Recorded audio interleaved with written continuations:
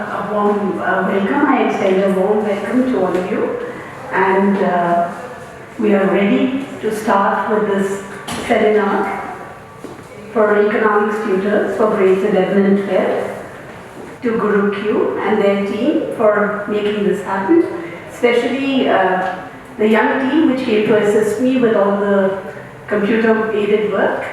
And before I begin, I thought I would acknowledge their contribution. And now, without much delay, let's begin. The seminar schedule goes like this, where we have all of you introduce yourselves. Then we have an icebreaker round, where by which we can get you all to interact with each other and then sit down. I'll share the structure of the seminar after the groups are formed. And we also have a newspaper activity designed for you people. So it's economics, which I thought, I found this really interesting. A lot of people are so frightened. For them it's nothing short of economics. But believe me, that's not how frightening it is. It's a really, really simple subject. Of course, some cartoons to make it light, to make you understand the lighter side. Here they're talking about 20 rupee notes to be issued. And this will relieve the shortage of the 1 rupee notes. This is the link to inflation, right? This is a 1971 cartoon. And here we had a demonetization recently, where notes of rupees 500 and 1000 were declared invalid and no longer legal currency of the country. So on a lighter note, the difference between a fine and a tax. You're taxed if you violate something, that's a fine, and when you do the right thing and you pay, well, that's a tax. So just a small way of bringing out the difference. Alright, so now that we've got the groups formed, I'll share the structure of the seminar. We'll begin with the syllabus, with the marking scheme. Then the changes in syllabus, the question paper design, blueprint, the project, topics and marks, the teaching methodology which is to be adopted for effective teaching, use of unit-wise concepts we are going to discuss, the sample question paper and the marking scheme for 2017-18 is here, and we take up some questions with model answers, especially the 6 markers, the higher order thinking questions. We'll study the use of diagrams, how answer sheets are evaluated, common errors, and how to help students to avoid them. These are the areas we'll be focusing on. So the syllabus, this year I think all of you are aware, the paper is going to be for 80 marks, 40 marks for microeconomics and 40 for macro. Introduction is only 4 marks. Consumers equilibrium and demand 13 marks, producer behavior and supply 13 marks, and forms of market and price determination under perfect composition with simple applications, that's 10 marks. And that will be giving you 40 marks for micro. Macro, national income and related aggregates is 10, money banking 6, determination of income and employment is 12, government budget and the economy is 6, and balance of payments is again 6, so a total of 40 here. And the project is what carries 20 marks. So that is another area which we will be discussing, because that is the new area which is a major area of concern, and a lot of grey areas over there as well.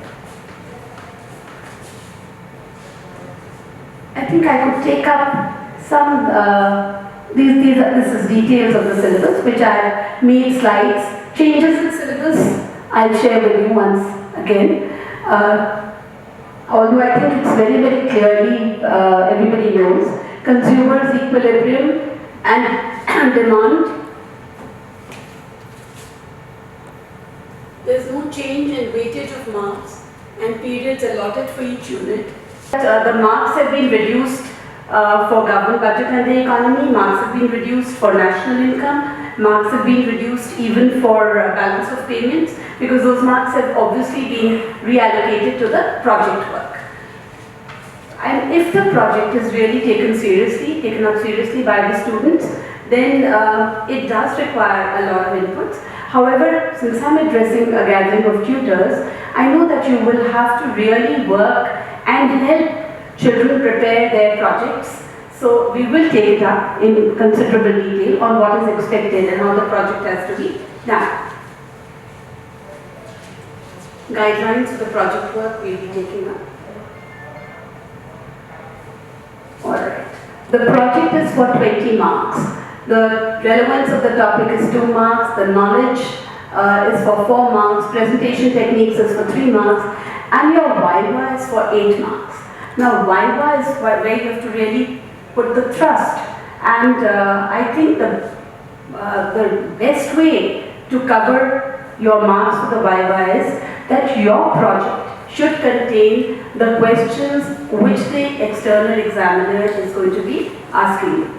So that is the simplest way to try and score your complete 8. So scope of the project, which is very clear, relevance of the topic, knowledge, presentation, these are the areas. Subject is very, very language based. So a basic rule should be followed. Now what we mean by language based is that if you are giving a definition, as a new student of the subject, you have to stress upon the child that they really can't take liberty with the definition, otherwise the meaning is going to change. Once the definition is clearly given and understood, then the entire linkage and concept can be related and you can understand and you can answer any topic whatsoever. So link up and explain the concept, especially with the definition, and this will help in understanding and answering the questions.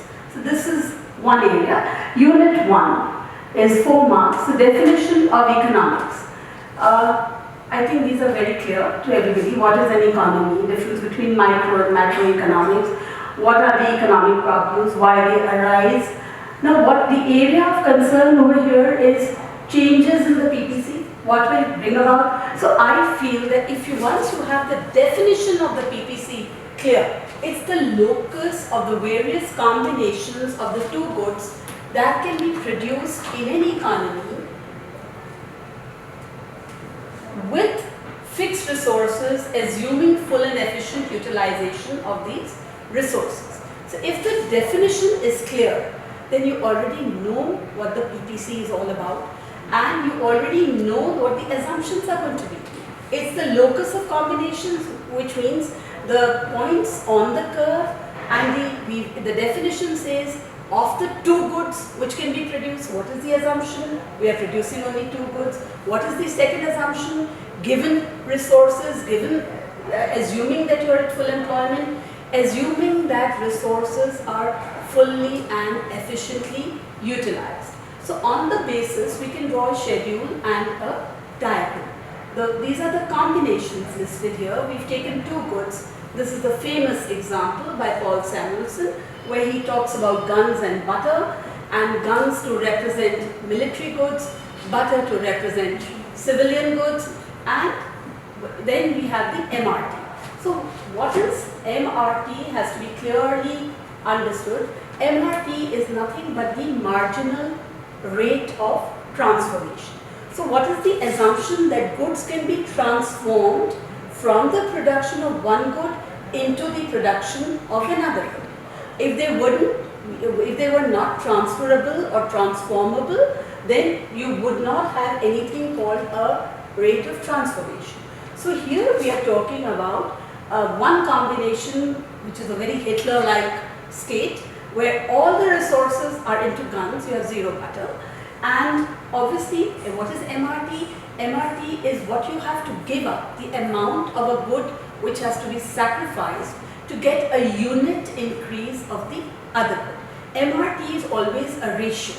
And another common problem area is people get confused between what is MRT and what is MOC, or marginal opportunity cost. They are actually the same thing. They are not different at all. The only difference is that MOC is given as a fraction which you convert, so it will be 1 divided by 1, which is equal to 1. And MRT is a ratio. but they are essentially absolutely the same.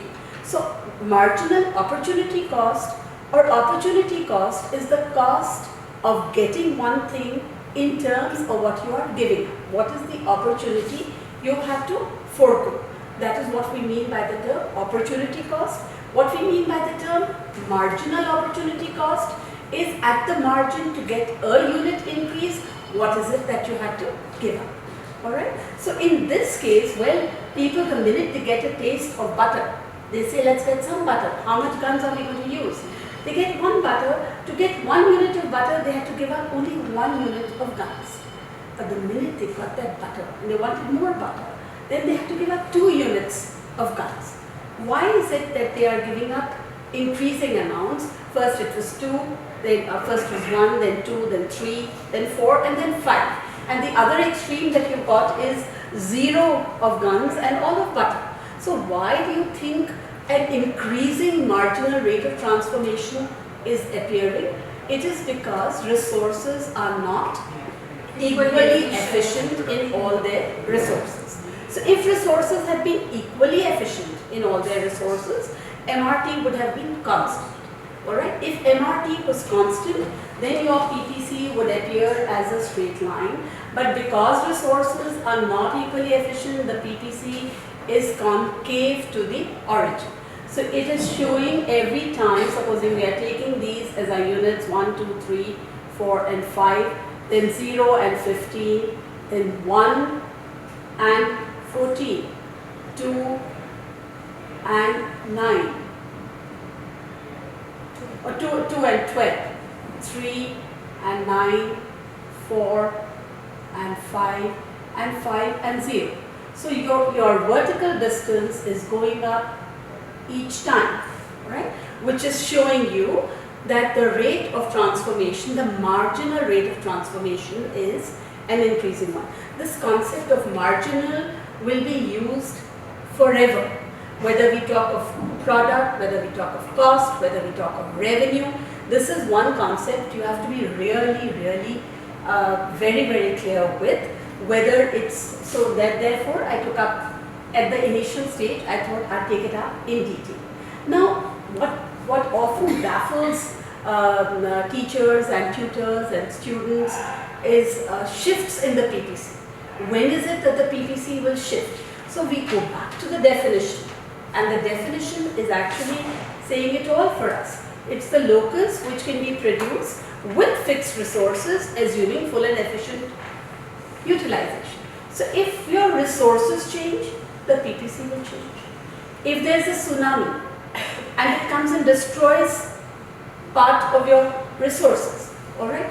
If due to global warming, there's a flood or there's a hurricane and it comes and destroys a part of your property, in that case, the PPC will shrink inward, alright?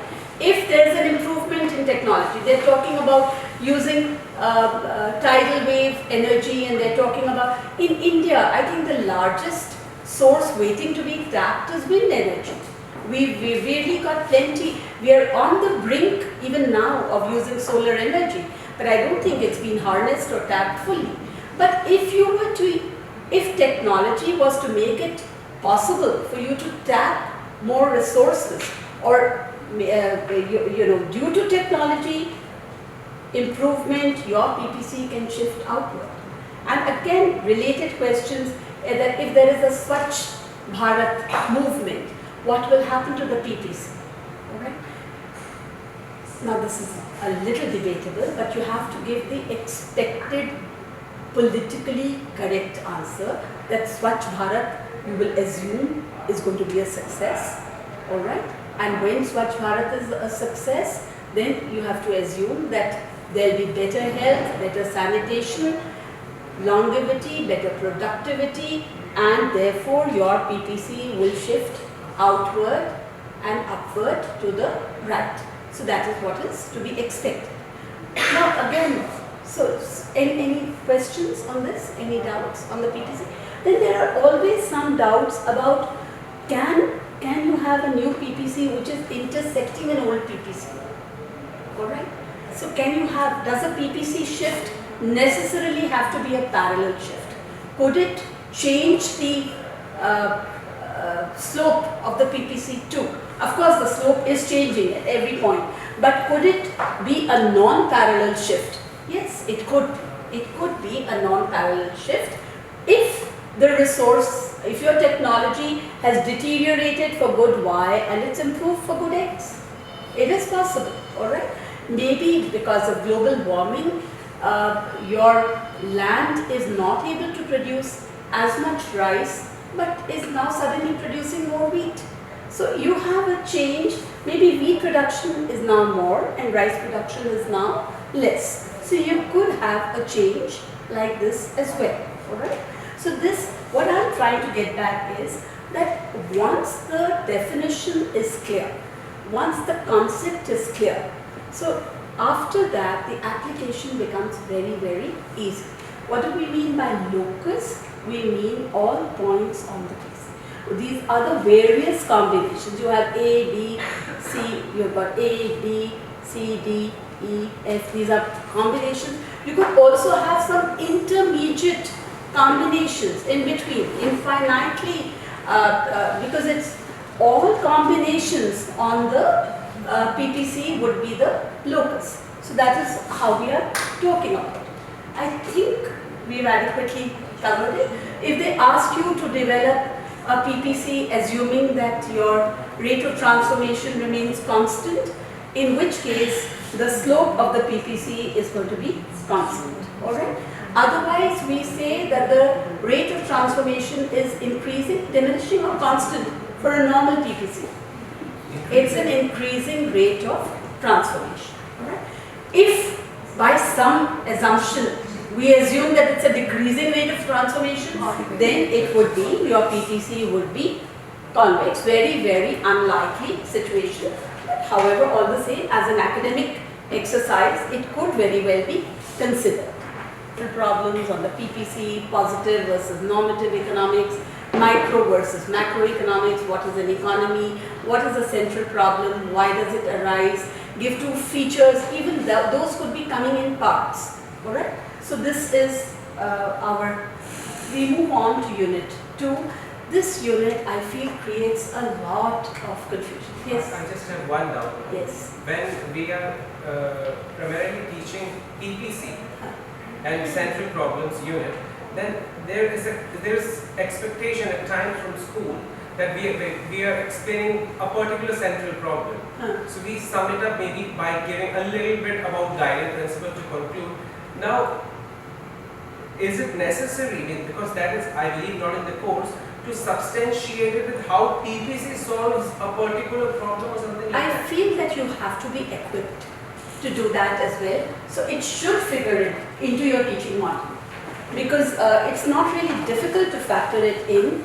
And for example, the 3 central problems, the first one, of course, is very clear: what to produce and how much to produce. How to produce could also be shown. You could take capital-intensive technology here, you could take labor-intensive technology here, and these are the options appearing. So you've used the PPC using, to solve the second problem, or for whom to produce. Again, you could take, for whom to produce, you could take luxury goods here, and you could take necessity goods here. Or you could take capital goods and capital goods, consumer goods. Are we producing for the current generation or for the future generation? So PPC can be, and I personally feel it should be taught.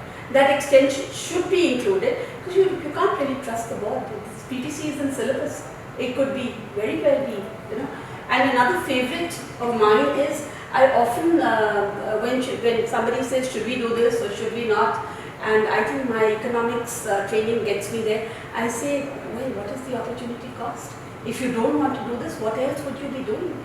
So this is one of my favorite areas which at least I like to often use for real life situations. Any other? Yes. One question. Yes. Like, sometimes we get questions like this. If you are inside the PPC, not on the PPC. Yes. How can we move on the PPC? Get examples, concrete examples like this sometimes. Perfect. Actually, if you remember, when we teach Indian economics, one of the goals we always set for the economy is trying to achieve full employment. All right? That means no economy is really operating at full employment. So this is an assumption. Why are we making assumptions which are not realistic? Assumptions are only to simplify the analysis. These are called simplifying assumptions, and economists are again, they are often made fun of that can you guys work without assumptions? Well, no, we can't. We will work with assumptions, but we will relax them to see how the real model is going to work. So you work with assumptions and then you relax. And at grade 12 level, we have to begin with very simple models. So, answering your question, that invariably you are likely to be operating at a point within the PPC. So how do you move to a point? It's an endeavor to try and at least move to the PPC. How will you move there? You will try and you use your resources more fully. The assumption was that resources are fully and efficiently utilized. The reality is that they are not. Alright? So when they say that you're operating at a point within the PPC, that is actually the reality. Ma'am, in that case, when we ask, like if the question comes, there is a increase in resources, we usually say... If the question is increase in resources, that means your possibility, go back to definition, that means your possibility of production has gone up. But if you are within the PPC, it means it was possible for you to reach there, but you hadn't reached there. Alright? So that is the difference. That is how that has to be answered. One was your potential, it was there. Potential was already there. Alright? Any No, doubts? it's It's clear? This is clear? So should we Yes. move to the next? So 3-mark questions on what is the difference between microeconomics or macroeconomics or central problems, why they arise, or features of resources. It could be anything. This week, Unit 2, again very, very, I feel that there are some, this is a 13-mark unit, very, very heavy unit, and questions could be 1, 3, 3 and 6 or 4, 3 and 6 markers. That's, the scheme this time is in the 40-mark each section. You're getting 4 1 markers, you're getting 2 3 markers, you're getting 4 3 markers, and you're getting 3 6 markers. Sorry, I should have written. You're getting 2 3 markers, and you're getting 4 3 each, I believe. 4 6 3 for 3 and 4 marks. 3 for 4 markers, no? 3 3 4 markers questions, and 3 marks. and 3 6 markers, so 18. That's how it's adding up to 40 per unit. So you have to know which how many weighted. That's why I put it down that here you're likely to get 1 marker, you can get a 3 marker, again 3 marker and a 6 marker, or a 4 marker, 3 marker and a 6 marker. While you're teaching, you have to be very, very, you can't lose vision of this. That this is what you're grooming them for. This is what they are being tutored for. How to score their marks over there. So coming back to the detailing of this unit, I feel that again, definitions and terms, what's a consumer, what's a household. A consumer is one who's buying goods to satisfy wants. A household consists of people living under a common roof which are taking decisions on this.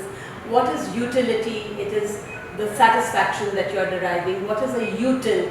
The unit in which you are measuring utility. What is ordinal utility? What is cardinal utility?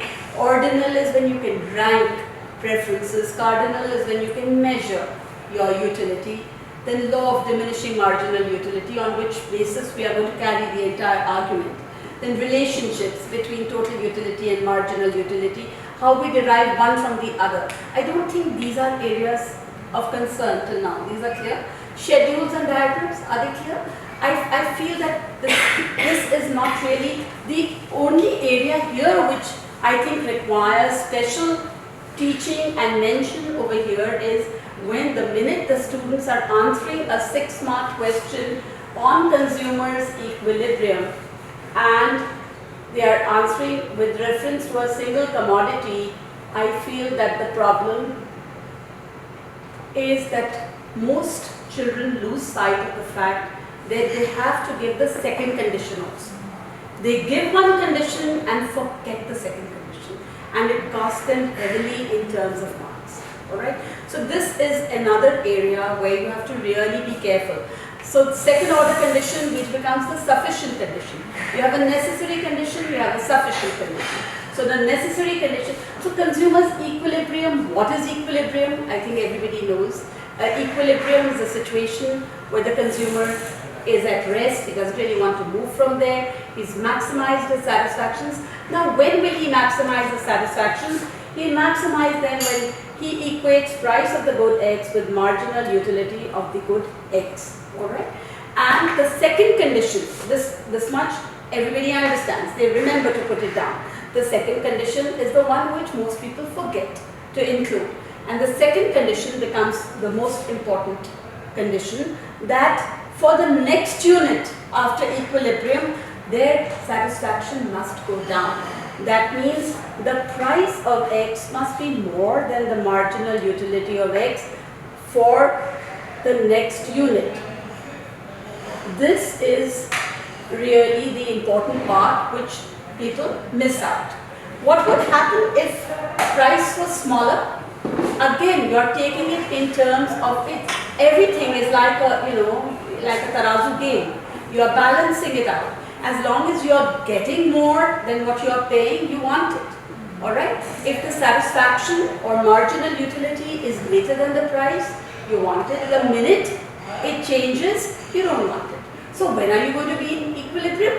When it is equal, and for the next unit it is going down. Your gain is going down, then you don't want that and you have reached equilibrium. So does it require any more detailing in terms of a schedule or a diagram? This is clear. Relationship between TU and MU is clear.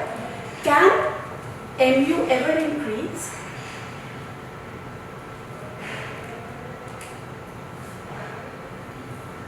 Can MU increase, or will MU always fall? The law of diminishing marginal utility states. MU can be constant, definitely, as in case of money. But can MU increase? Sometimes people who are addicted to some particular habit, for them MU, like if I'm considering if I'm extremely hungry and food comes in front of me, I gobble up the first bit of my food. So my marginal utility from the first unit, I don't even get the taste of the food. Alright, and then when I have the second round, I say, oh, it's very nice, and this is really well prepared, and I'm enjoying it, so my marginal utility is gone. Then when I continue, my marginal utility will keep going. So my favorite example on this is that, you've got a sports day and you've been running the races and you have free Milo, or you have free cold drinks, or you have free energy drinks. Your favorite drinks are free on the house. And after running the races, naturally you want the drinks, so you have one, you have two, and your utility may fall as you are consuming more. But then if you say somebody's betting with you, oh, I had 8, how many did you have? You say, I've had 9, so he goes and has the 9th. And then the other one's betting him further, goes and has the 10th. After that, the stomach's hurting and the child is sick. So utility is actually not only gone down to 0, but gone negative. But the question here was that they could, as a HOTS question, they could ask, can marginal utility ever increase? So the point is that for a very small range of consumption, it may increase, although it's not the norm. The law of diminishing returns will apply, but for a small range, it is possible. It is possible. So two commodity, we only do. Again, the second order condition in the two commodity case is listed out. So what are the two equilibrium conditions in a two commodity case? Two commodity case, utility analysis. First condition, law of equimarginal utility, where MU of X upon price of X is equal to MU of Y upon price of Y. Of course, MU of money, even in that case, I hadn't written MU of money, but MU of money has to be taken, alright? So this is the two commodity case. This is the first equilibrium condition. And what is the second equilibrium condition here? What is the second condition here? That MRS diminishing marginal utility will operate. Unless the law of diminishing marginal utility operates, unless you put that, you can never be in equilibrium. You know, where do you take a decision? It be incompatible. You keep wanting more. So this is the second condition which people again forget to mention, and it must be remembered. So this is all right. Coming to battery is running low, it says here. This says battery is running low.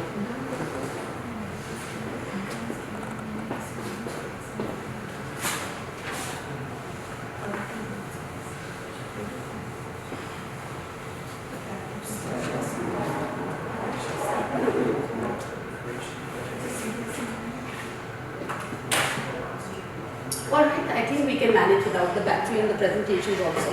We're coming on to the indifference curve approach, which I feel requires some amount of clarification. There are lots of gray areas over here. What is marginal rate of substitution itself becomes a gray area. What is monotonic preferences becomes another gray area. How are the two connected? Are they contradictory? Becomes the third gray area. And you know, I also came across questions which I felt were way beyond the level, but however we will take them up. But first of all, what is marginal rate of substitution? If you are consuming two commodities, again in a difference curve analysis, you have to consume some amount of both of those. That's the first assumption. So you have to have the definition of an indifference curve very clear. Indifference curve is defined as the locus of combination of the two goods which a consumer is consuming and is giving the same level of satisfaction to the consumer. So you have a locus of combination of the two goods which the consumer. So can the indifference curve touch either the x-axis or the y-axis? No, it can't. Because the minute it touches an axis, it means they're not consuming the other good at all. So your assumption is that based on the definition of the indifference curve. And here you have an indifference curve. Now, indifference curves we say are they concave or convex? Convex. Convex. And we further say that they are strictly convex. And convexity and concavity are always with reference. So they are convex to the origin. And why are they strictly convex? They are convex because it shows that marginal rate of substitution is continuously falling. So what is marginal rate of substitution? It is the amount of a good which you are willing to give up or what you are willing to sacrifice in order to get a unit increase of the other good. Alright? And why is it? What happens to the slope of the indifference curve? Is it constant at every point? It keeps on changing. It keeps on changing. And how do we measure slope? We take the difference. Now what is the amount of the good that you have sacrificed between A and B? This is the amount sacrificed. What is the amount gained? This is the amount gained. Alright, if you take a point C, then what is the amount sacrificed? And this is the amount gained. So this has to be very, very clearly explained to children. Now every time if you are taking a unit increase, you can see that the amount which is being given up, which you are willing to give up, goes on reducing. Why is it that you are willing to give up smaller and smaller amounts of the other good? Because the good which you have given up is now precious. And because marginal utility is falling, the good you are getting is now not so precious. But the good which you gave up, you are getting less of it. So you are now willing to give up smaller amounts.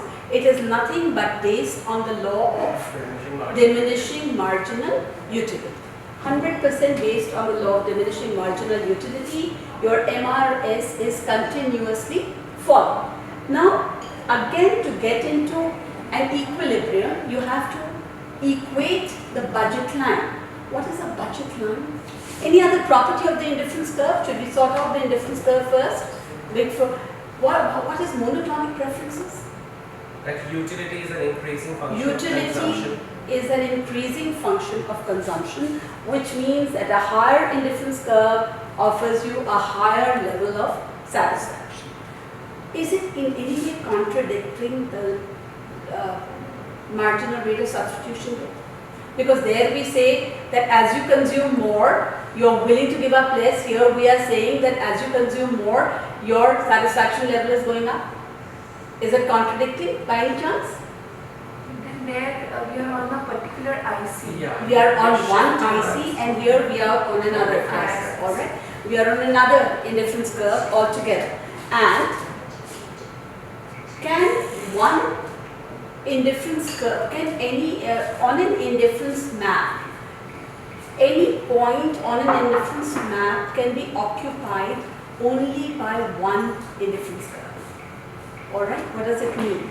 If this is your indifference map, if this is my indifference map, a series of indifference curves, I have said that a point on an indifference map can be occupied only by one indifference curve, which means that no two indifference curves can intersect each other. They cannot intersect each other. So one point can be occupied by one indifference curve only.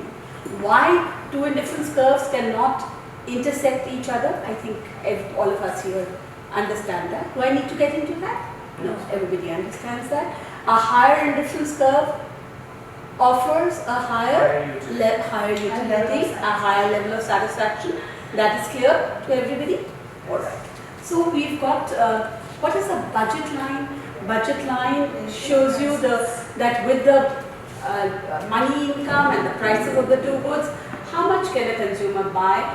Budget set includes the combinations, all combinations within the budget line as well. Budget line shows you that the entire income is being spent.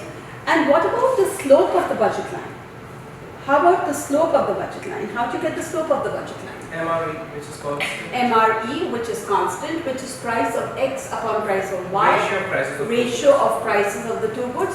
Or it could even be taken in terms of quantities. That what is the quantity which he is willing to sacrifice in terms of what he is willing to wait. So then the minute you superimpose the budget line on the indifference map, there's only one point where the two are equal, and that's your equilibrium point, because that's the highest indifference curve that you can reach, etc. So here I think that worry is what is monotonic preferences. I thought that's clear now. And the second clarity which I wanted to bring about was in the second order condition, which often students fail to incorporate and they lose out. So this was one unit which I wanted to cover. Second equilibrium condition is necessary, difference between necessary and sufficient conditions, property of the indifference curve, shifts of the budget line. Are you all clear about shifts of the budget line?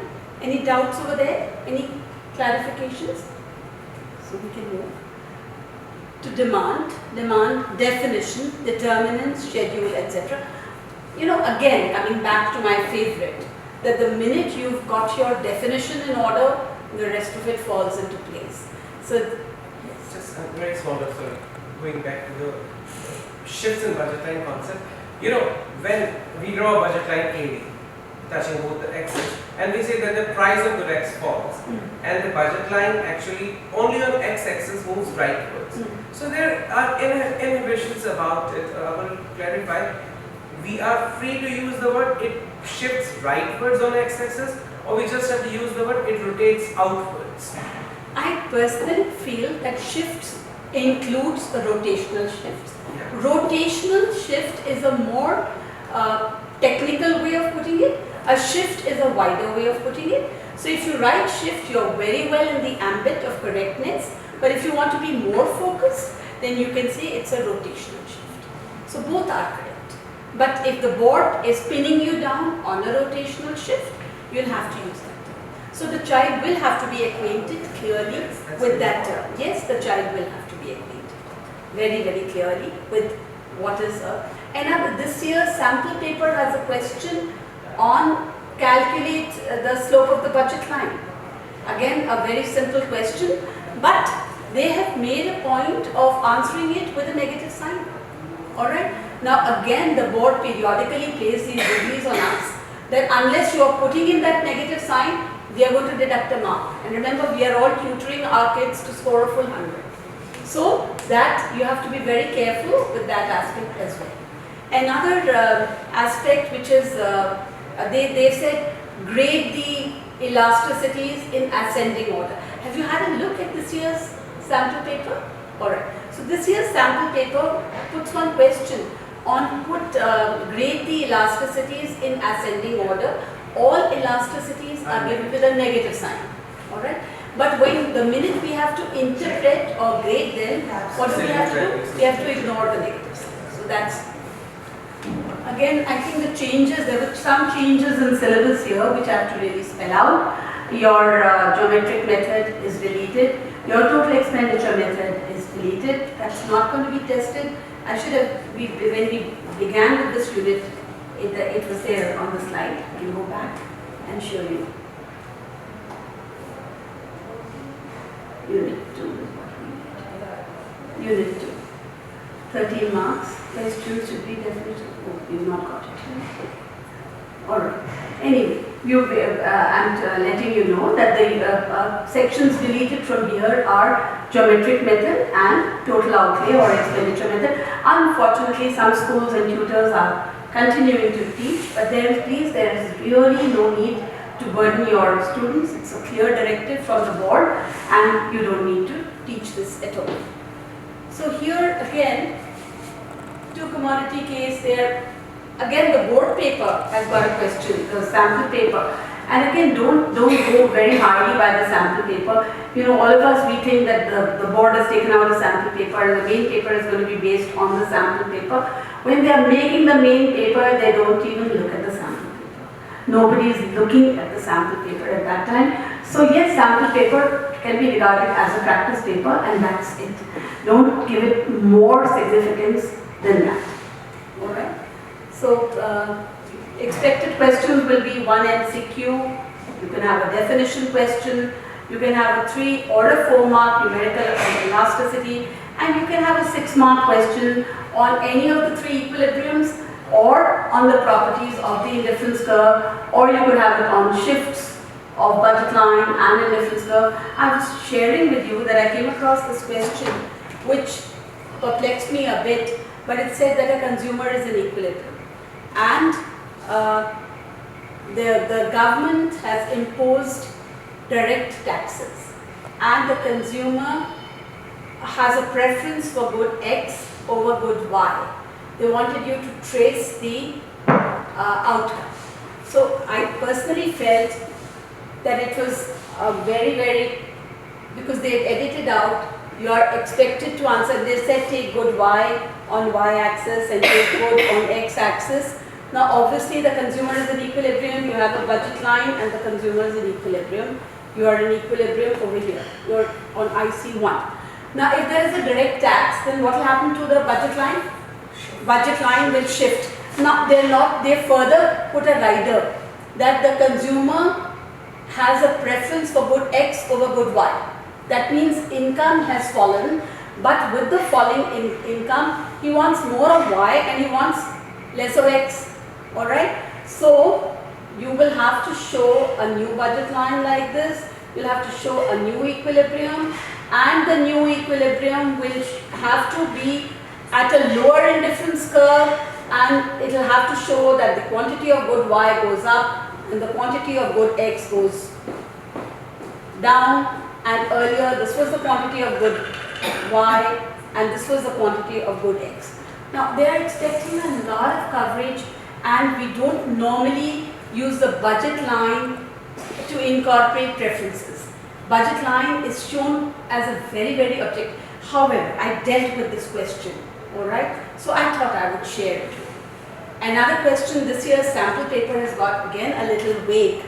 They've talked about that a consumer is in equilibrium and then they say where the mu of x upon mu upon price of y is more. They have to put a step there that now this happens. Then trace the effect. But you have to groom your children for facing all such googlies as well. All right. Another question with reference to market equilibrium. It says that anyway. I don't think I'm dealing with that unit, so I'll take it very briefly over here. Producer behavior and supply, 13 marks. Geometric method to measure elasticity of supply has been deleted. You can, for 13 marks, I was estimating you could get 2 1 markers, 1 4 marker, 1 6 marker, which adds up to only 12. But remember that the board also at times is not very faithful with its distribution. So this much variation you have to be prepared for. All right. The alternative breakup I used was 4, 3 and 6, which is adding up to 13. And 6 mark questions could be on production function, supply, producers, equilibrium. These are the only, it could be on determinants of supply. It could be, sometimes they give a 6 marker in 2 parts. They give, one is a 3 marker, calculate elasticity, or you need not always have a 6 marker coming as a direct 6 marker. So we've analyzed that you could get a 4 marker on cost, revenue, 3 mark on supply, elasticity, production function, short and long run cost, revenue function. What do you understand by the long run production function? Long run production function explains the behavior of output when all the inputs are changed in the same proportion, the returns to scale precisely. Is it anything to do with a time period? Yes, it is very well related to the long run. But how do you define long run? Long run is the time period when all the inputs can be changed precisely, because it's short term you can only change variable inputs. The immediate time. So is it 18 months, is it 24 months, is it 5 years, is it 6 months? It is different for different. The point is that this is one clarification I want to bring out, that it's not related to your calendar period at all. You're all absolutely on the correct page when you said that long run depends on if you can change your inputs, it's long. The minute you have a constraint, you have a barrier, you cannot alter your fixed input, it's the short run. So that's very, very clearly the difference between short run and long run, which I felt that a lot of people are confused. Another common area of confusion is what is a normal good and what is an inferior good. People say, even today, you get an example, toned milk is an inferior good. Alright? When you've got a heart attack, the doctors prescribe have double toned milk. You don't need the cholesterol. And the standard answer goes that full cream milk is superior milk and toned milk is an inferior good. So inferior and normal good are distinguished only on the basis of your reaction to a change in income. If your income goes up and the demand for the good goes up, it's a normal good. And if your income goes up and the demand for the good goes down, it's an inferior good. You also say it's just so relative. You see a person walking when the temperature is 45 degrees and he's walking on the road and he wishes for a bicycle. He comes se kam chalne se bach jayenge. He gets a bicycle, wow. But then soon he feels, what if this could be a motorized one? And the minute he gets the motorized vehicle, he feels the cycle was the inferior one and the motorized vehicle was the normal one.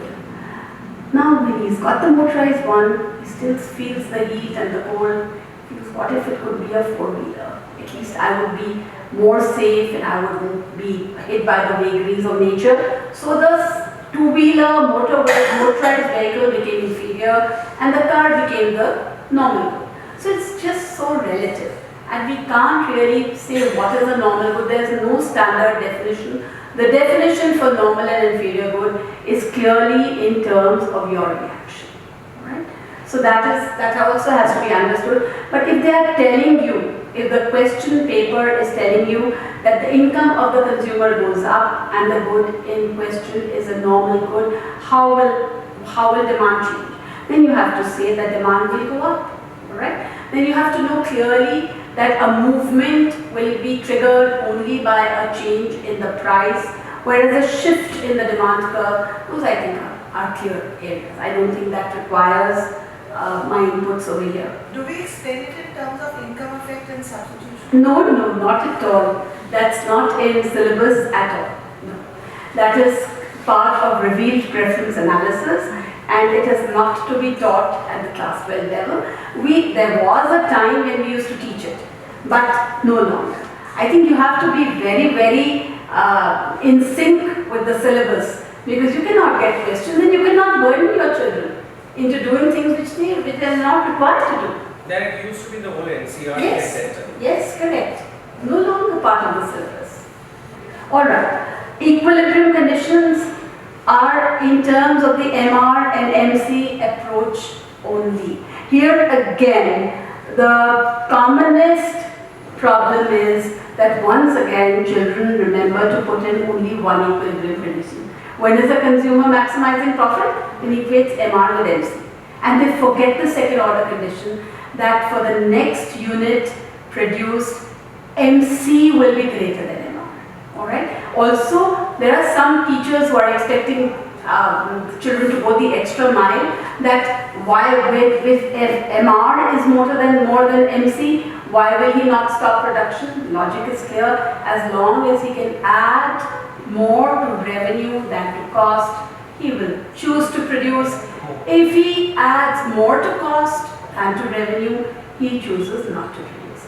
In the case of a perfect competition where your MR is a horizontal line, MC will intersect it at two places, so both are not equilibrium. If he stops at the first point, if you're talking of output here, you're talking about revenue and cost on the y-axis, and this is your marginal revenue, this is your U-shaped marginal cost. Well, MR is equal to MC at point A and at point B.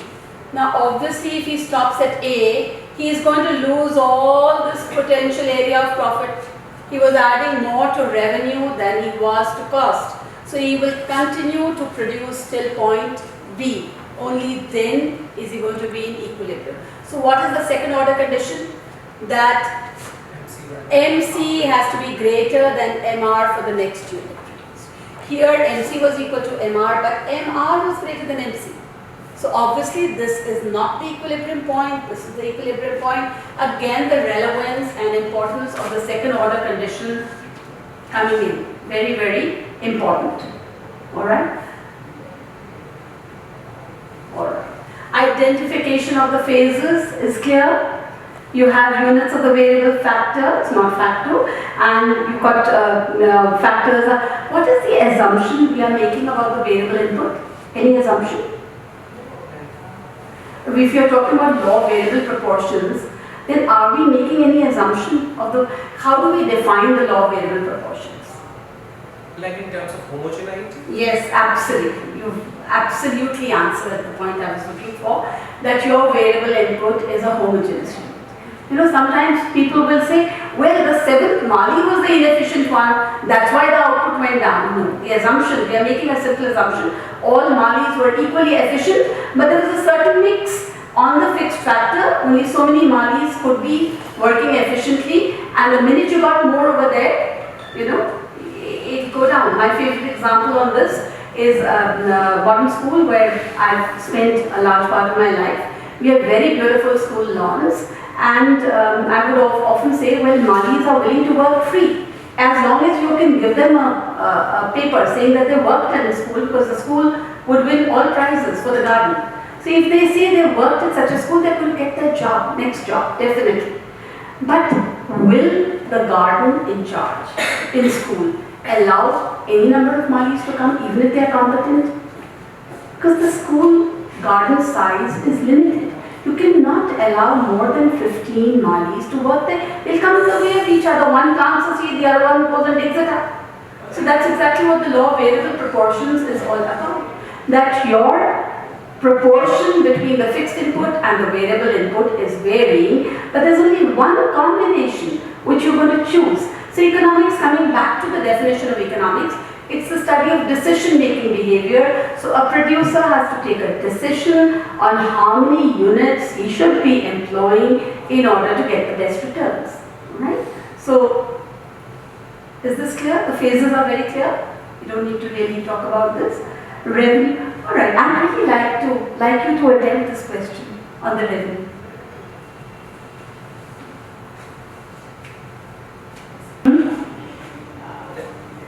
Dash 4, 0, minus 4. No, it will be 840. Alright, we've got Yeah, it will be 8 8, because we are not 4, starting. units is 4, 3, 2 and 1. AR, another name for price, 2, 4, 6 and 8. So what will our TR be? 8, 12, 12 and 8. And what will my MR be? 840 minus 4. We'll have to keep the definition in mind. MR of the nth unit is TR from n minus TR from n minus 1. So if I want MR of the second unit, what will it be? Total revenue from 2 minus total revenue from 1. What was my total revenue? From 2 was 12 and from 1 was 8. So here it is 4. Alright? And here it is 0 and now it is minus. Just because this came in the board once, they reversed the units order and the number of children who went and made a goof was just because they don't understand how this has to be used. However much you know your subject, there doesn't harm to know the concept, to put it in and make sure you are doing the right thing. So it has to be used. This equation, you have to teach your children to use it. Otherwise, they can end up making an error. It's really a very, very important point. Alright, is MR equal to MC a sufficient condition for profit maximization? I think we are clear on this. We all know this. So this I could skip? Move to the next. Alright, forms of market price determination and the perfect competition with simple applications. This, I feel that this requires, again because of the choice of words being used in the question paper, including the board. So we have to equip ourselves and equip our children a little better. There's a question that if equilibrium price is greater than market price, then what will be the impact?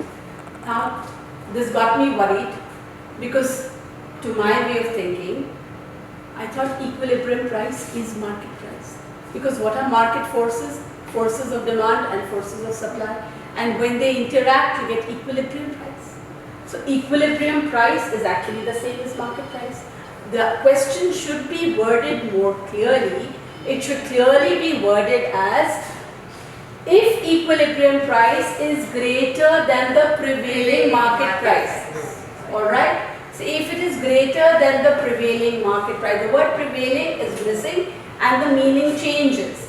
But however, you have to still equip your children that if they are faced with this one, how will they deal with it? So here you have to talk about it. I'll take it simply with the help of a diagram, though the question may say with the help of a diagram or without. So you have to teach it to them both ways.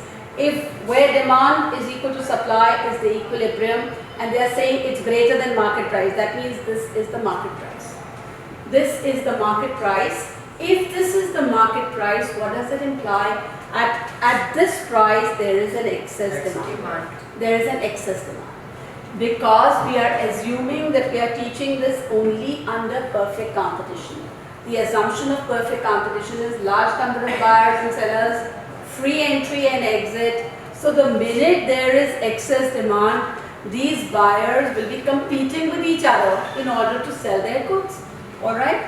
And they will all be wanting to, because otherwise, these buyers want this quantity, the sellers are willing to offer only so much.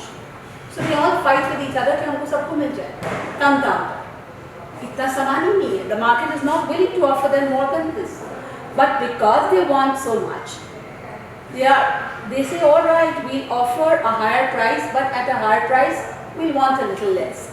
The minute there's a higher price, the seller says all right, At a higher price, we are willing to offer more. The process continues till you have reached equilibrium. So they are checking out for the chain of effects. These are all questions under chain of effects. Alright?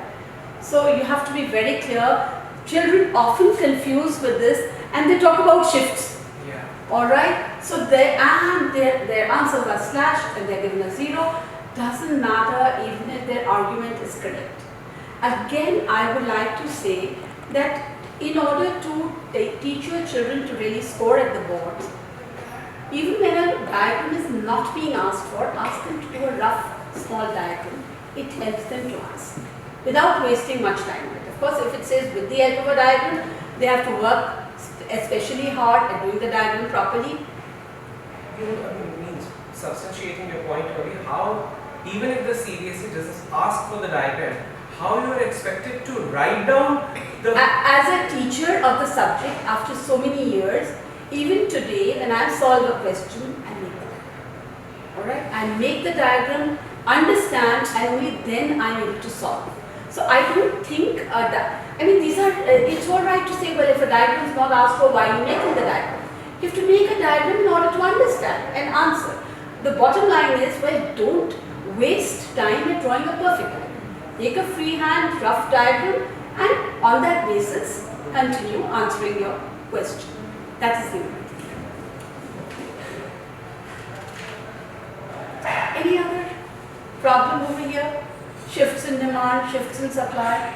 Otherwise, I mean, these are, they can ask you questions. When is it likely that price will go up? When the quantity demanded will increase at the same price? Supposing I give you a question, show a situation when quantity demanded or demand goes up at the same price. The proportionate change needs to be the same. Well, if this is your demand, this is your supply, you are at equilibrium, this is the price. Yeah. If demand and supply have both increased in the same proportion, then there is you no are change buying in more the at the price. same price. So this is what they are. No, even if you have a perfectly elastic demand Perfectly elastic demand, then also, but and the point perfectly is- elastic supply. perfectly elastic demand and perfectly elastic supply not viable. No, Uh-huh. in different situations. Different situations. If you That's have what demand perfectly elastic and you have, this is your supply and this is your demand, then even then, when will he demand more? When, in this case, demand is going up. This won't work out. When will he demand more at the same price? That means this is only possible Proportionate changes. only when the proportionate change in demand and supply is the same, then the price will remain unchanged and demand. Very There is good. a prominent true and false which has appeared a couple of times. It's about the monopoly market, mentioning that can a monopolist influence both price and output. So my approach would have been, or rather has been, that taking the help of the revenue curve, that given the revenue of the monopolist is downward sloping, if he wants to sell more of the output, he can only do it by lowering down the price. And if he wants to charge a higher price, he can do so by restricting the output. Correct. So he cannot. Yes, correct. But we have, if you take it by a stretch, this is a normal situation. If you are taking it as a stretch of the situation, definitely not for CBSE. Anyway, we could discuss that later. If you take the case of the Soviet economy, where the economy is like the monopoly and netting in the entire income, in that case, they could do, they could do it both ways. But the normal technique, you are absolutely on board. Absolutely right there. Alright, this is the area which requires, I think, maximum attention. National income and related aggregates, 10 marks. Circular flow of income is restricted only to a 2-sector model. People love to take you on to 5 sectors. It's definitely not required. Restrict yourself to a 2-sector model only. And the following aggregates have been deleted. All your disposable income aggregates, whether they are national, personal, private, they've all been deleted. So gross national disposable income, net national disposable income, private income, personal income and personal disposable income have been deleted. And 6 mark, this is a 10 mark thing, so 6 marks could be a numerical on income, expenditure or output method, and you could get a 4 mark on what should be included, what should not be included, or vice versa. You know, this is the hardest area on what should be included, what should not be included, creates the maximum confusion. But coming back to my favorite, that once you've got your definition in order, you can answer any question on the topic. So coming back to how do we define national income, it's defined as the value of final goods and services produced in an economy during a period of time which we generally take to be 1 year. So this is actually answering 5 types of questions for us. The first one would be between final product versus intermediate product, creating the maximum amount of confusion in kids. Alright, they cannot understand what is final and what is intermediate. Is it a good which can be classified as final or intermediate? There is no watertight compartment distinction. There is no compartment, it is only the use the good is being put to which will determine whether it is final or it is intermediate. So you have a final product, you have an intermediate product. Final, we define, final could be either for consumption or for investment. Intermediate, we say that which is completely used up or during the period of time, or it is for resale. So unlimited number of questions coming your way. A machine, fridges purchased by a dealer of fridges. Is it final or intermediate? Intermediate. Intermediate was for resale. Come back to definition always. If it is to be completely used up, the minute it is completely used up or it is to be resold, it is intermediate. What is final? If it is for consumption or for investment. Another thing which bothers children immensely, you say there were renovations in the house. Is it part of national income or is it not? How will you classify? If it is maintenance, no. If it is improvement, yes. That's very clear, alright? If you've got an additional room, an additional bathroom, you've got your bathroom improved, it is investment. It is part of final consumption. But if you've got a whitewash done, no, it's maintenance. If the house was developing cracks and you repaired it, it is maintenance. So you have to be very, very clear on what is investment and what is consumption. Consumption is that which is used for satisfaction of wants, and investment is that which will help in further production. Right? So this distinction is very clear between final and intermediate. Why do we use the word value? Why do we say value? Because it's in money terms. It's in money terms, it's impossible to add meters of cloth with meters of, meters of cloth and liters of milk. So you've got to convert it into money terms, definitely.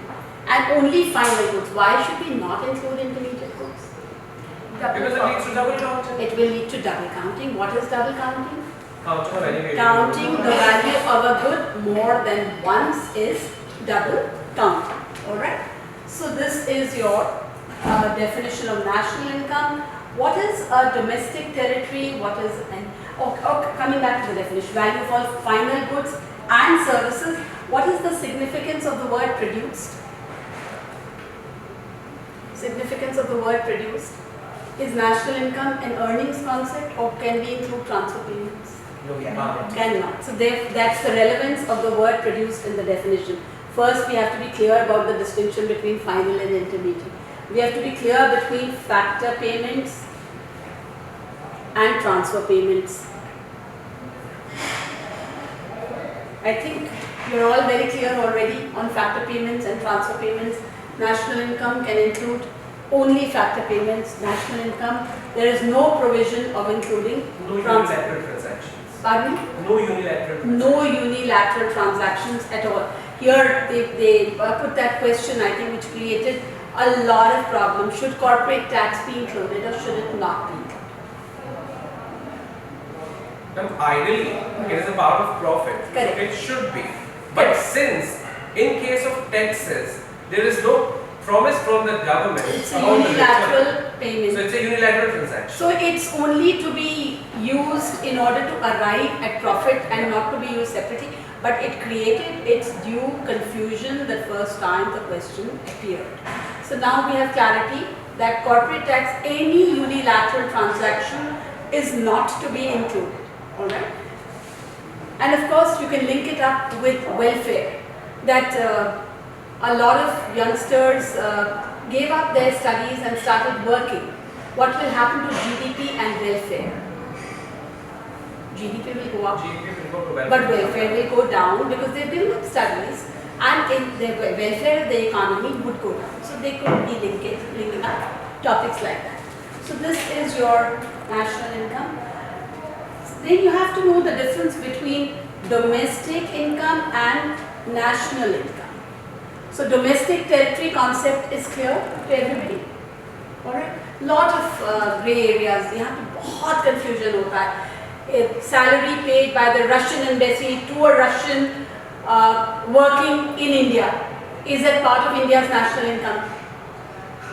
If the Russian is a Salary resident of- paid by the Russian embassy to a Russian living in India. Is it part of national income? If the Russian is a normal resident. No resident of India. If the Russian is a normal resident, but is it not? Is it, if I say, is it part of India's domestic income? Definitely not. If the Russian is a normal resident of India, even then it will be factor income Received from abroad. received from abroad. So these are areas which they periodically, one where a branch of State Bank State Bank of India situated in London, the profits that they are earning, how will you treat them? And if I- Not in domestic income. Not in yes, domestic, it is factor income from abroad in case the profits are being sent back. Then it is factor income from abroad. So these are, a carpenter goes and starts working in Dubai and remits home 50,000 rupees a month. How would you treat that? Just transfer. That's transfer, it's unilateral. Alright? So this is Remittances. so definition of so domestic and national. Then you have to be very clear about the three methods. You know, creates a lot of confusion. What should be included under which method? So if you can teach the children that you have to be clear of these definitions, then the work is already taken care of. They know, back to the definition, keep applying, and you've got it in order. So definitions really become the key word.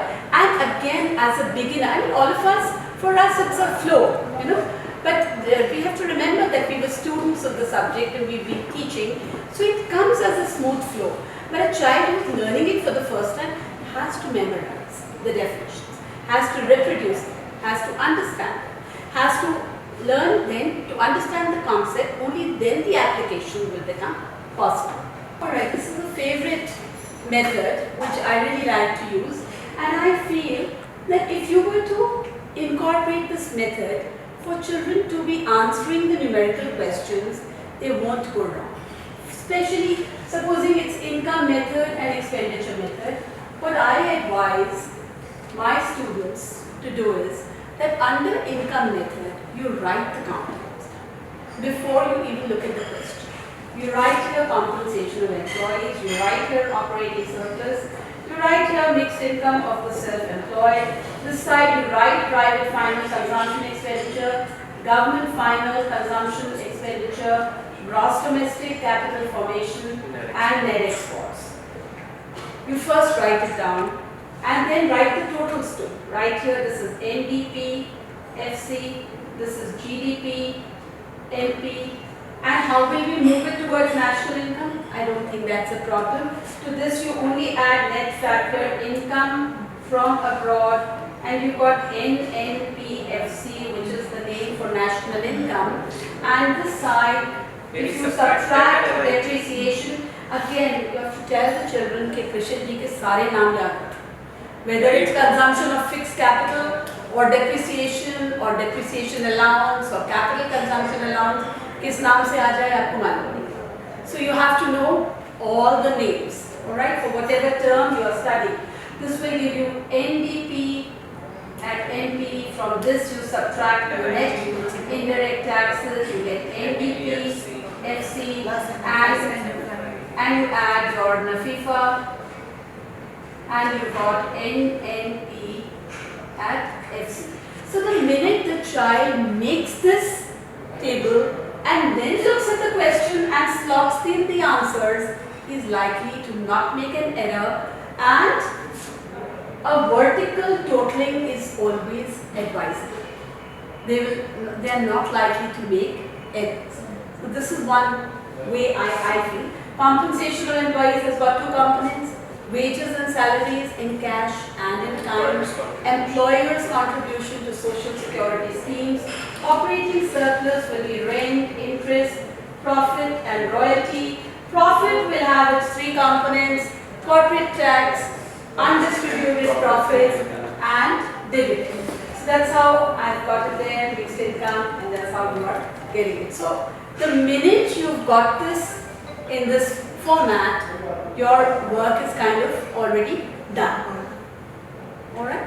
I think I'll take one sum to see if I can hit questions. Yeah, we could do this. Calculate GDP NP and factor income from abroad. There are a lot of steps involved. It is one of my very favorite numericals. You have to equip the children, to do these ones. I just picked up a random question which I just thought we will share on how it's done. Can you share the answers? Acha, okay, I'll have to do that. That's factor income from abroad. Is coming up to be 120. NFI is 0. No, NFI would be minus 120. Why 0? Because I think our GNPFC and GDPFC is coming out to be 2800. I'll do better GDP is you've got GNP. We have to calculate GDP NP according to me. Should be 290. I don't know. GDPFC is 3050. That is GNP. You are assuming. Acha, okay. That's all. So let it. Compensation of employees 1500. Rent, interest 400, and profit. You must wait. When you are teaching your children, you must teach them to write the symbols given in the question paper. There is a mark allotted for that. All right. So that they must do. Otherwise, they are going to lose that one mark. What do you mean the symbols? Like ये जैसे इसमें तो 1 2 3 4 simple number दिया ना, board में अमूमन ऐसे देते हैं 1 2 स्मॉल रोमन, सो वो जरूर लिखवाइएगा उनको आदत डालना. हाँ, उनको वो आदत डलवा दीजिए. कई एग्जामिनर जो हैं उनको मालूम ही नहीं है, वो बस देखते हैं कौन सा आइटम आ रहा है, एंड इतनी पेशेंस नहीं है देखने में क्या कॉन्सेप्ट है. So you must safeguard. It saved them their time, ना? Absolutely. तो ये आप जरूर करवाइए बच्चों के साथ. So you've got compensation of employees, rent, interest, profit, is royalty, it's not. And fixed income, is fixed income given? No. This is my NDPS. इसलिए थोड़ा सा चैलेंज हो जाता है because हमारे पास depreciation और NFI ये दोनों मिसिंग है. I see. 27. अब इसमें हमें क्या करना है?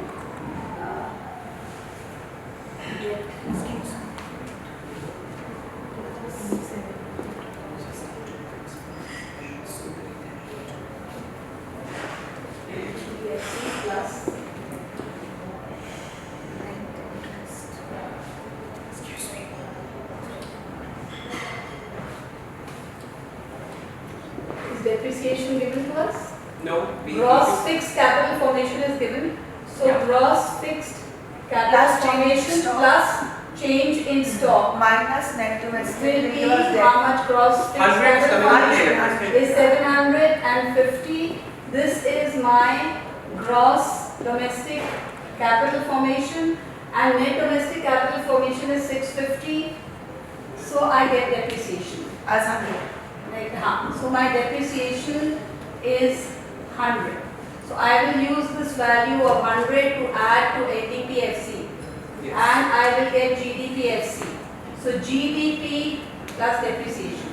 So GDPFC becomes 2800. 2800. Yeah. Alright? And what else? No, we have to add NIT. NIT is given, is NIT, net indirect tax is given to us. It's So 250. plus net indirect tax, and this is 250.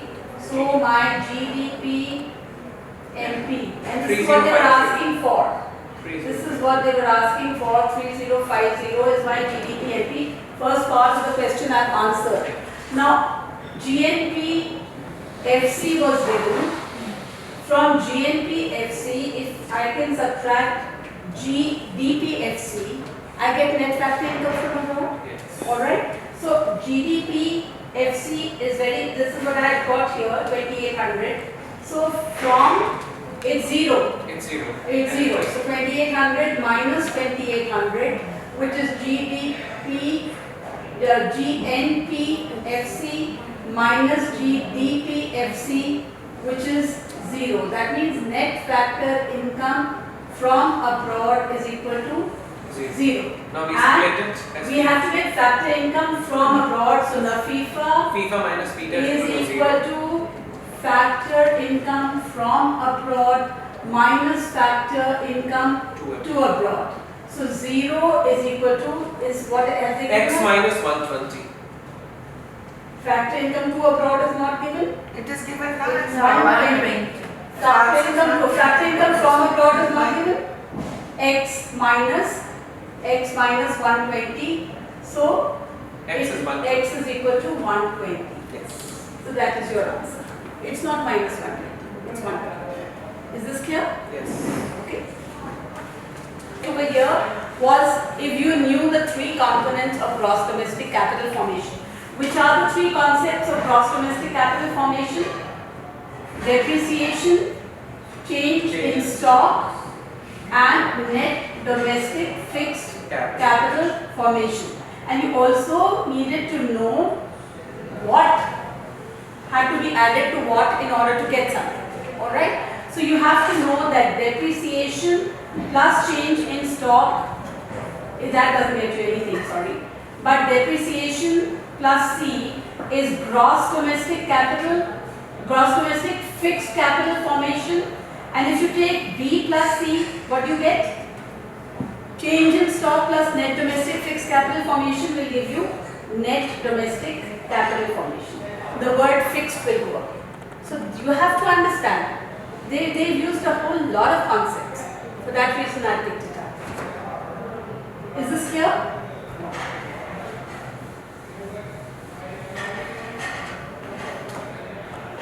Alright. I just thought I'd take one question which says calculate national income by income distribution method and final expenditure method. So for this I thought this kind of an approach. Do I need to do it or is it clear? So it's clear? Should we move ahead? Would you like this time?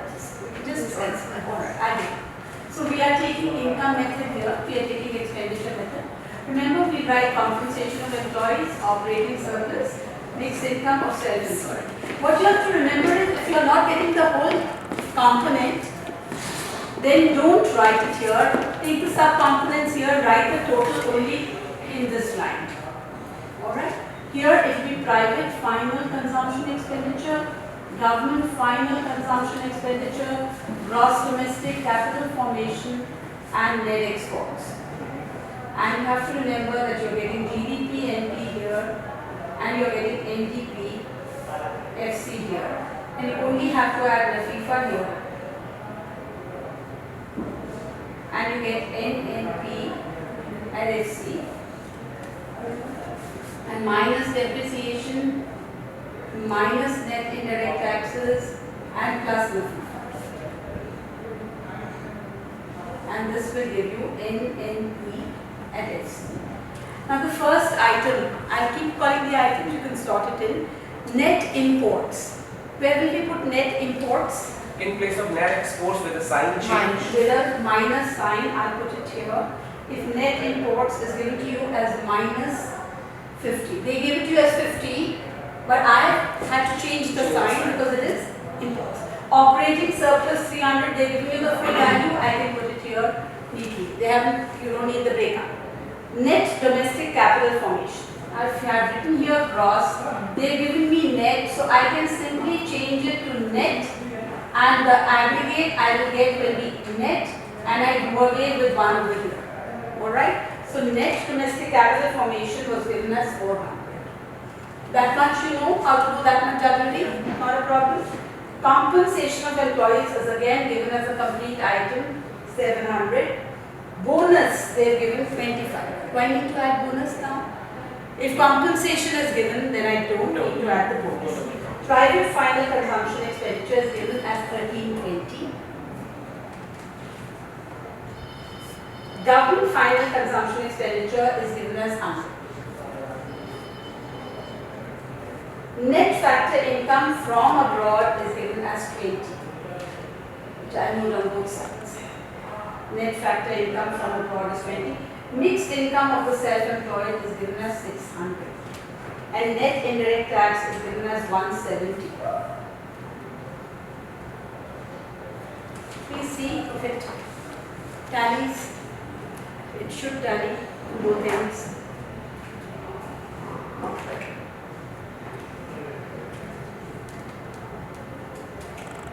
We have to excuse the terrible handwriting.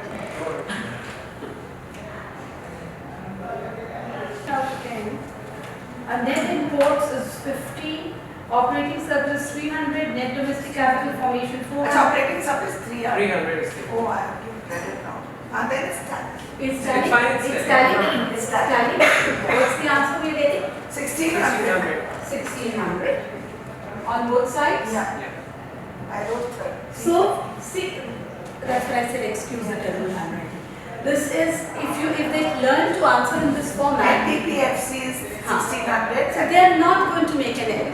So you have to inculcate this, this format of answering. It's vertical totally, and they can write the items, the subtotals here, get it here. It's easy to check, correct, and they're not going to make an error. Ask them to first make the schedule and then slot in the entries. I personally find it extremely helpful. Alright, so now I think these are the only areas we were discussing. Anything else? Of course, you are free to, if there are any doubts, any areas which, project is the hardest area. Yeah. That's the hardest area. Real. In that, I feel that, you could either make use of a questionnaire or a case study. I don't know whether you have really done it till now. In case children have already done it, it's okay, but I feel that makes it appear and it will be more their work. Alright? So if whatever topic they are taking, even if it's GST, if they can prepare a simple questionnaire, collect 15 responses and analyze it. Even if they are analyzing 4 questions, then it shows that it's their private work. Alright?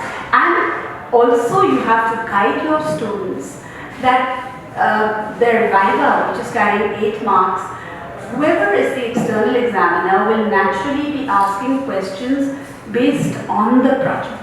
So they have to be sure, they have to frame out, put the questions into it. The questions should kind of lead there, alright? They should lead to certain questions. And the child should be well trained and tutored on how to answer those questions. 8 marks is a lot, alright? In fact, 20 for the project is a lot. And we've got varying problems with the project. If it is done correctly, it's a laborious, it's time consuming, it's mind consuming, it's a difficult job to be done. But a lot of elite schools, children get their projects outsourced. they're not even aware of what it contains. Well, if you are dealing with that segment, make sure that you teach them. Also, plagiarism can be caught out. It can get them into trouble. Projects are being openly sold. They will be sold. I remember when my children were in school and I remember for some project, and they asked me which school, which class, how much do you want to spend? They had all options. Alright? There was this shop which was dealing with projects. And it was school centric. They wanted to know which school is your child in, what class is he in, and how much do you want to spend. There were different choices available. Alright. So you pick up a windmill, you pick up a solar cooker, this is how much you have to pay, walk out with it. No child ever made the solar cooker, no child ever made the windmill, and every year the schools would would receive hundreds of them, which would lie in stock and then get thrown away, or probably recycled to the tutors. I don't know what happened.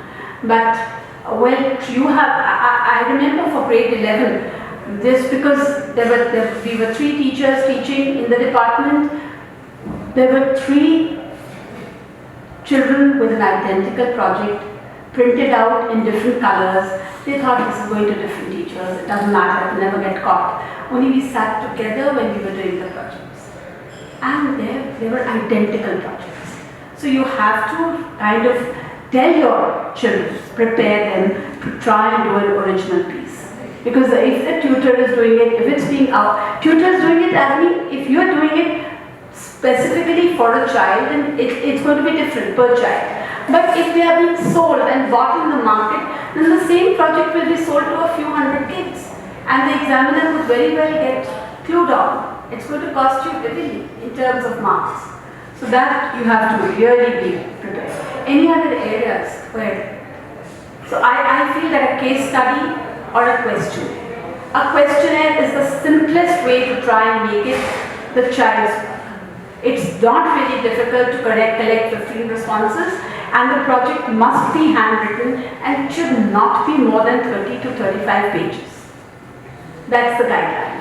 There's no need to make it, into a voluminous body which is not required. So 30 to 35 handwritten pages, and a project has to have a project quality, it has to have a cover design, it has to have authentication. You can add in some pictures or newspaper cuttings, and you must give a bibliography. Where have you got your stuff from? That must be mentioned. Even if it's Google, you have to say you got your information from there. If we are drafting a questionnaire, if say there are like 8 questions about yes or no, and our sample size is say 40, then should we incorporate the statistical tools, diagrams and inferences for every question? I feel that if there are 8 questions, then if it's a yes-no question, how many diagrams really could you use? One. So if you could make one bar diagram or one pie, there's no need to repeat. There's no need to repeat. You can just give a simple project report at the end. But four questions could be analyzed using 4 different statistical tools. Yeah. Any other query? We do this even in class 12. This is for class 12. This is for Analyzing questions. Analyze. You have to analyze. You have to give the criticism of the topic, the pros and the cons of the topic selected. It's there in the project guidelines. There is no standardized format given, like anything, the format. There is no standardized format, but the guidelines are very clear. Are there any topics that you would recommend to students that are looked more favorably than the others? I really don't think so. No. They're all at par. They're all at par. One suggestion I could share again on a feedback I had with a teacher, very, very bright teacher, and an old friend of mine. I was talking to her yesterday, and she said that what she's done, especially with her weaker students in grade 11, she's got them to do a project in grade 11 which would ultimately be used in grade 12, or with slight modification. So that is one more thing you could do. There are some common related topics like unemployment, poverty, common 11th or 12th. So you could definitely, because for a weak student, वो एक project business studies में बनाता है, एक accountancy में बनाता है, एक economics में बनाता है, and it needs a lot of time. And believe me, I've seen schools sometimes even lose their projects at the end. और बड़े आराम से टीचर कह देती दोबारा बना के लाओ। और दोबारा बना के लाना उसको प्रोजेक्ट को is a hell of a job. So tell whoever is your student कि जो भी सबमिट करें उसकी एक तो कॉपी रखें जरूर। If their project for any reason is getting lost or misplaced by the school authorities, they should keep a copy. Doesn't matter 30 page photocopy करा के अपना प्रोजेक्ट रखें और उससे सिग्नेचर भी ले लो टीचर का, that copy of the project submitted, ताकि आपके पास रहे proof on the last page or whatever. I would sincerely give this reason. I faced this problem with my students in my school, where the projects get lost. And sometimes it's beyond the control of the teacher also. Although in modern at least we have very nice cubicles allotted, yet there are miscreants and people run away with the project, etc., etc. All kinds of problems. So these are some of the safety measures. And I incorporated one more item in my thing. I thought that we must absolutely link up the daily occurrences, the daily events with our subject teaching, which is necessary to make it come alive and interesting, and they must know why are they studying. They also forget, sometimes I feel that in teaching you first should give the overview, then go into the detailing, because otherwise sometimes you go into the detailing, they forget पढ़ क्या रहे थे, क्यों पढ़ रहे थे. So first give the overview, then go into the detailing. So these are some topics. This was one day, by chance on one day's newspaper, I found so many relevant cuttings that I kept clicking pictures and I kept sending it to them, although they're not clear. Mittal reaches out to dear friend Mukesh. Which topic do you think we are going to link it to?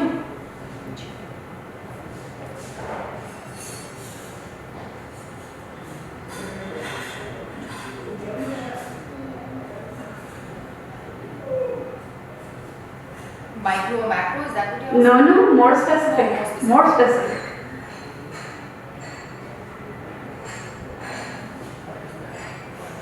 It could be some sort of a strategic alliance, but how should we? Oligopoly. He is asking, he is begging, he is pleading. Mittal reaches out. Yeah. So he is reaching out for collusive. Yeah, got it. Yeah. Collusive oligopoly. Alright, he is reaching out. Modi is saying activate the 7 crore dormant Jan Dhan accounts. Alright? Again, look at the implication it's going to have. These dormant Jan Dhan accounts become active, so much more money comes into circulation, and you're going to have the multiplier effect. So link it up.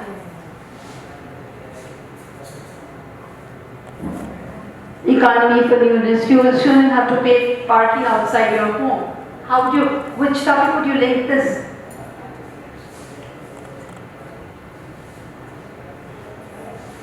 Parking more outside your home is going to cost you more. Which topic you link this with? Demand, absolutely, it's a determinant of demand. The demand for cars may go down. If they enhance this parking exponentially, if they make it prohibitive, you will have to think 10 times. It's easy to buy a car and hard to park it. But also money is going into the economy, right? The who's charging the parking, so the government will probably charge it, right? So money is going into them, so... Revenue generation, yes. Government revenue goes up, that also. Correct. Link it up more than one. Meeting today to choose sectors for stimulus package.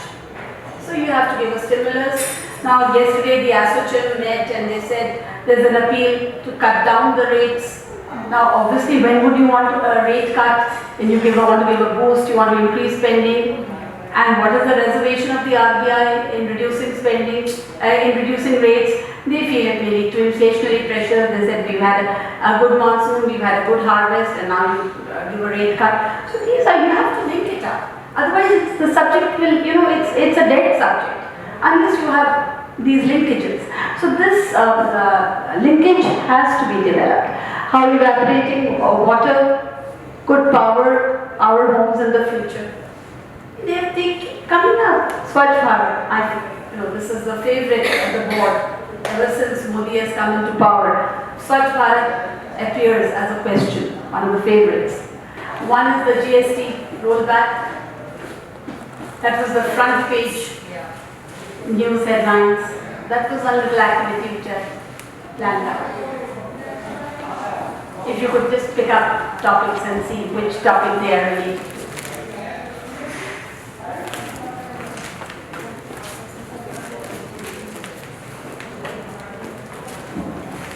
Let's see how smart you are doing.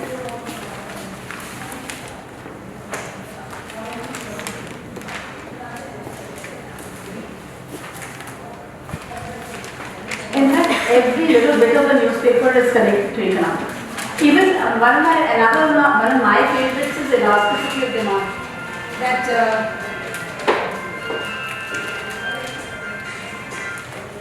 elasticity of demand is another favorite. That one of the determinants, the proportion of expenditure. You know, when people crib, oh, the servant is charging for so much, or this, I tell them, how is it impacting the proportion of your expenditure? Please take a decision. Do you need to react? Or you don't need to react. Sometimes you're reacting at the wrong things. You know, so I personally, I love to link up the subject with a lot of real things. So ma'am, this would be probably a good subject, right? Absolutely, Here. absolutely. That's a wonderful Electricity one. is Yes. there. Free electricity is here. Yeah.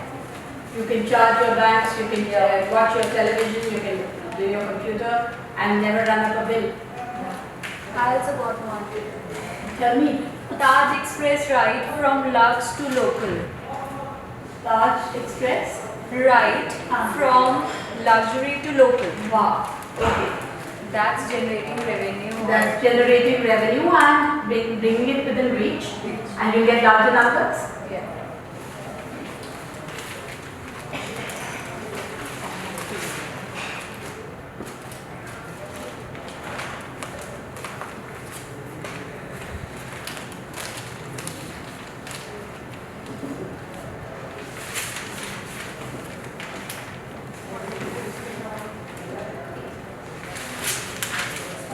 GST rollback was the major part of the news. Lot of students are working their project on the GST. A lot of them. Majority to GST and demonetization. Demonetization, majority. They've given 4 topics in our school, they've not allowed the children. How myopic can you get? How myopic? Oh, I got one more. tell me. You could be flying electric planes within a decade. Wow, that changes the scene completely. Yeah.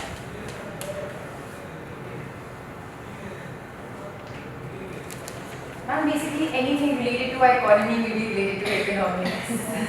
Right? That is a daily thing. If you take to your students, they will understand and enjoy the subject there. So love for the subject also has to be developed. That's part of the job of anybody who's teaching a subject. Love it yourself and spread that love. Only then it becomes alive. I think we can call our session to a close. Any queries, any doubts? Thank you so much. Thank you.